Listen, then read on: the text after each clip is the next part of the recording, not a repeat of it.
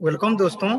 आज देखेंगे हम adverse effects of which drugs can cause hyperkalaemia. तो एडवर्स इफेक्ट का मतलब क्या है? क्योंकि एडवर्स इफेक्ट्स क्या होता है, किसी भी ड्रग्स का और अनवांटेड इफेक्ट्स होता है तो उसको हम बोलेंगे एडवर्स इफेक्ट्स। ओके। और जब भी हम किसी पेशेंट को ट्रीटमेंट कर रहे हैं तो उसी टाइम जो मेडिकेशन दिया जाता है, अगर उसका अनएक्सपेक्टेड अगर मेडिकल प्रॉब्लम होता है वही ड्रग का, तो उसको हम क्या बोलेंगे? एडवर्स इफेक्ट्स बोलेंगे। तो कौन कौन सा दवा है जो कि हाइपर कैलेमिया करने का ज्यादा चांसेस है? तो हाइपर का मतलब क्या है? एक्सेसिव। ओके। कैलेमिया का मतलब क्या है? Potassium in the blood. Okay, mean excessive potassium in the blood, उसको बोलते हैं हाइपर कैलेमिया। ओके, कौन से दवाओं के प्रतिकूल प्रभाव से हाइपरकेलेमिया हो सकता है? तो हाइपरकेलेमिया, ओके, तो यहाँ पर हमको एक तो चीज हमेशा याद रखना चाहिए, नॉर्मल सीरम पोटेशियम लेवल कितना है। Normal serum potassium level is 3.5 to 5.5 milliequivalent per litre होता है। ओके, अगर प्लाज्मा पोटेशियम लेवल कितना होता है? Okay, less than 0.5 milliequivalent per litre और लोअर होता है, उसको है normal plasma potassium level and normal serum potassium level. तो हाइपरकेलेमिया का मतलब क्या है? Greater than 5.5 milliequivalent per litre of potassium present in the serum, that is known as hyperkalaemia बोलेंगे। तो कौन कौन सा दवा है जो हाइपरकेलेमिया करने का ज्यादा चांसेस रहता है, उसका एडवर्स इफेक्ट हो सकता है? चलो दोस्तों देखते हैं फर्स्ट। ओके, फर्स्ट जो देखेंगे वो है एंटी इंफ्लामेटरी और non steroidal anti inflammatory drugs और एनएसएआईडी। ओके, एनएसएआईडी जो होता है वो किस लिए व्यवहार किया जाता है? ओके, वो पेन को रिड्यूस करने के लिए, पेन को रिलीव करने के लिए, ओके, इन्फ्लामेशन को रिड्यूस करने के लिए जो मेडिकेशन दिया जाता है उसको एनएसएआईडीएस बोला जाता है।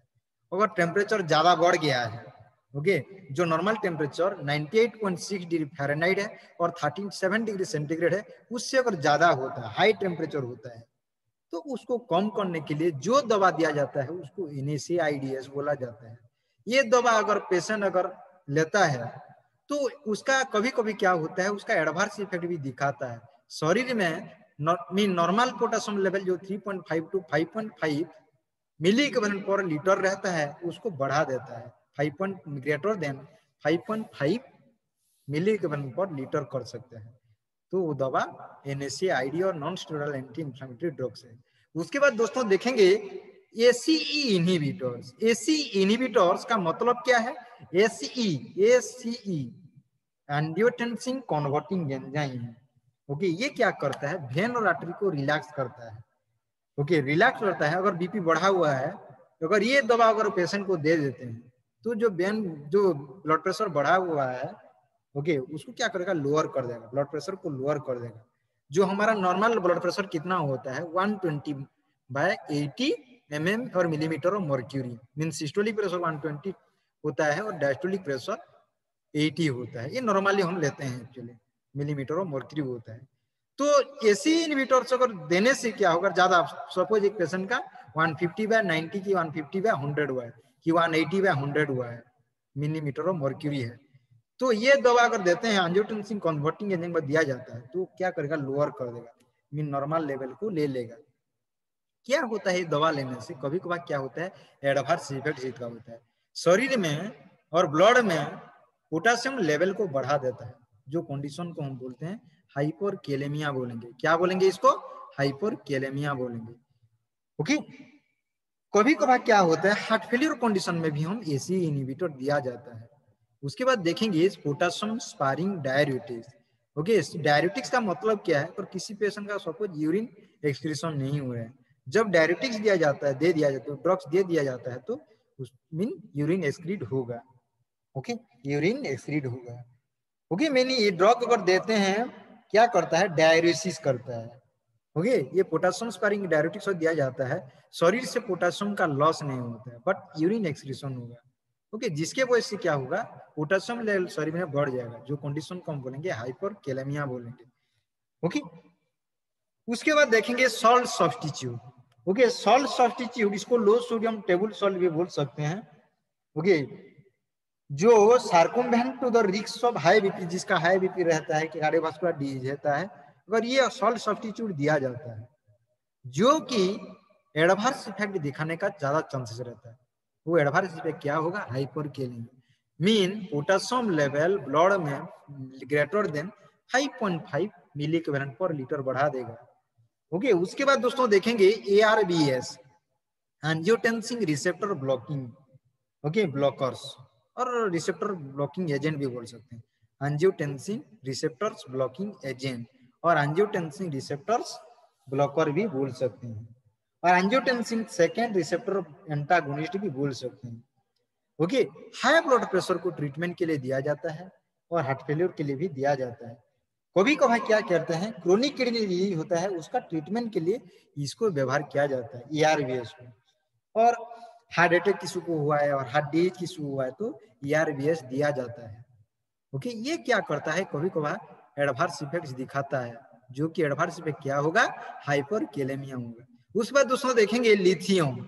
ओके, लिथियम जो होता है, लिथियम सॉल्ट है, ये साइकेट्रिक मेडिकेशन है। ओके, बाइपोलर डिसऑर्डर को ट्रीटमेंट करने के लिए दिया जाता है। ओके, उसके बाद मेजर डिप्रेसिव डिसऑर्डर जो रहता है उसका ट्रीटमेंट के लिए ये दिया जाता है। Okay, lithium salt. उसके बाद दोस्तों देखेंगे डिओक्सिन ओवरडोज। अगर डिओक्सिन ओवरडोज हो जाता है तो क्या करेगा? ये हाइपरकेलेमिया करने का ज्यादा चांसेस रहता है। ये डिओक्सिन किस लिए दिया जाता है? हार्ट फेलियर पेशेंट में हम देते हैं डिओक्सिन को, और इरेगुलर हार्ट बीट अगर हो रहा है पेशेंट का तो डिओक्सिन उसका ट्रीटमेंट करने के लिए दिया जाता है। कभी कभार क्या करता है, शरीर में पोटेशियम लेवल को बढ़ा देता है। उसके बाद दोस्तों देखेंगे हेपारिन। ओके, हेपारिन देखेंगे। ओके, 8 नंबर में क्या देखेंगे? हेपारिन देखेंगे। हेपारिन को हम क्या बोलेंगे? नेचुरल एंटी कोआगुलेंट बोलेंगे, और इसको हम बोल सकते हैं, ओके, क्या बोल सकते हैं, और क्या बोल सकते हैं? ब्लड थिनर भी बोल सकते हैं। ये क्या करता है? ब्लड क्लॉट फॉर्मेशन होने नहीं देता है, और इसको अनफ्रैक्शनेटेड हेपारिन भी बोल सकते हैं। ओके, और एक इसका सबसे इंपॉर्टेंट है, किसी भी हम सर्जिकल प्रोसीजर को, फॉर एग्जांपल अपेंडेक्टोमी किया जा रहा है, ओके, अपेंडिक्स निकाल लिया जा रहा है, कि किसी भी अगर सर्जिकल प्रोसीजर को किया जा रहा है तो उसी टाइम अगर हम हेपारिन दिया जाता है, किस लिए? ओके, वो मीन ब्लड क्लॉट जो फॉर्मेशन होने का ज्यादा चांसेस रिस्क रहता है उसको कम कर दिया जाता है, रिड्यूस किया जाता है, इसीलिए हेपारिन दिया जाता है। उसके बाद दोस्तों देखेंगे साइटोटॉक्सिक्स। ओके, इसको हम साइटोटाटिस्टिक्स भी बोल सकते हैं और साइटोटॉक्सिक केमोथेरापी भी बोल सकते हैं। ये किस लिए दिया जाता है? कैंसर सेल को डिस्ट्रॉय करने के लिए दिया जाता है। ओके, समझ में आ गया? ये क्या करता है, जो हेपारिन हुआ या साइटोटॉक्सिक ड्रग, ये इसका एडवर्स इफेक्ट रखता है, हाइपरकेलेमिया करने का ज्यादा चांसेस रहता है। ओके, उसके बाद दोस्तों देखेंगे पेंटामिडिन। ओके, पेंटामिडिन जो ड्रग्स है ये एक तो एंटी माइक्रोबियल मेडिकेशन है। ओके, जैसे ट्रीटमेंट करने के लिए अफ्रीकन ट्राइपानोसोमियासिस, लेशमानियासिस, वाकी बाबियोसियोसिस, ये जो डिजीज है इसका ट्रीटमेंट के लिए पेंटामिडिन दिया जाता है। या निमोसिस्टिक निमोनिया, जो कि ज्यादा करके हम एड्स पेशेंट में, HIV और एड्स पेशेंट में हमको देखने को मिलता है, जो निमोनिया देखने को, उसको निमोसिस्टिक निमोनिया बोला जाता है, तो ये दिया जाता है पेंटामिडिन। और जो आदमी का अगर पुअर इम्यूनो फंक्शन होता है तो मीन उसी केस में हम पेंटामिडिन दे सकते हैं। उसके बाद दोस्तों देखेंगे साइक्लोस्पोरिन। तो साइक्लोस्पोरिन को हम क्या बोल सकते हैं? सिक्लोस्पोरिन भी बोल सकते हैं, और इसको कैल्सिन्यूरिन इनहिबिटर भी बोल सकते हैं। और इसको एक तो चीज हमको याद रखना चाहिए, इसको इम्यूनोसप्रेशन मेडिकेशन हिसाब से व्यवहार किया जाता है। किसको? साइक्लोस्पोरिन को, याद रखो जरूर। या अगर हम इसका जो लेते हैं, अगर माउथ में भी ले सकते हैं, अगर इंट्रावेनस इंजेक्शन के हिसाब से इंट्रावेनस में भी इनटू द वेन हिसाब से हम ले सकते हैं। ओके, जो कि डिफरेंट डिजीज जैसे रिमाटॉइड आर्थराइटिस हुआ, क्रॉन्स डिजीज हुआ, नेफ्रोटिक सिंड्रोम हुआ, ऑर्गन ट्रांसप्लांट जैसे kidney transplant, liver transplantation, okay, में जो किया जाता है ये ऑर्गन ट्रांसप्लांटेशन, ओके, तो उसी टाइम इसको व्यवहार किया जाता है। किसको? साइक्लोस्पोरिन को।